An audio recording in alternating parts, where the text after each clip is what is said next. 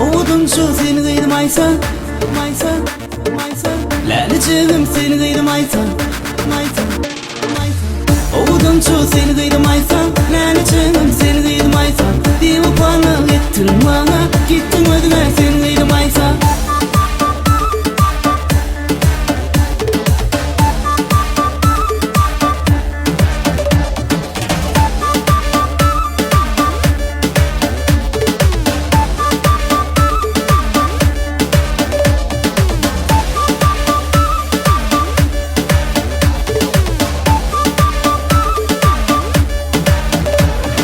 Beni mecnun eder, yakar güller beni.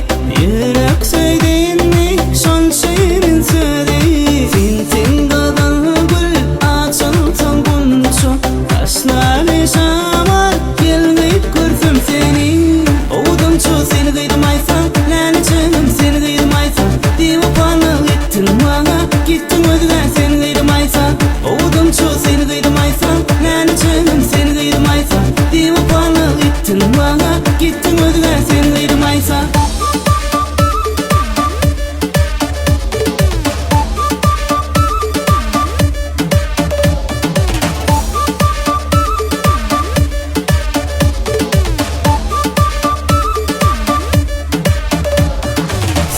Sevmedim mi men seni maysa. Var mı hissin minni güne gittin sen. Üzüge taşlap beni, zar ettin sen beni görmene maysa. Sevmedim mi men seni maysa. Var mı hissin minni güne gittin sen. Üzüge taşlap beni, zar ettin sen beni görmene maysa. Gel sana karışan günlerim yolunda. Söz verdin sen bana, duşuşluk yarindi. Yarım gelir ana, çoğraktı yanında. Aşık bol yaşama, görmesim armağanda. Oğudumcu seni kıydım aysa, lənəcığım seni kıydım aysa. Divupanlık ettin bana, gittin ödüne seni kıydım aysa. Oğudumcu seni kıydım aysa, lənəcığım seni kıydım aysa.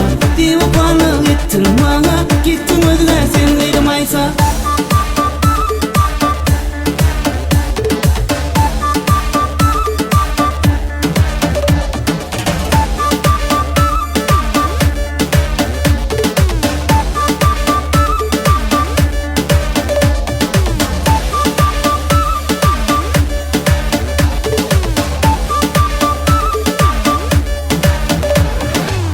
Oğudumcu seni kıydım aysa,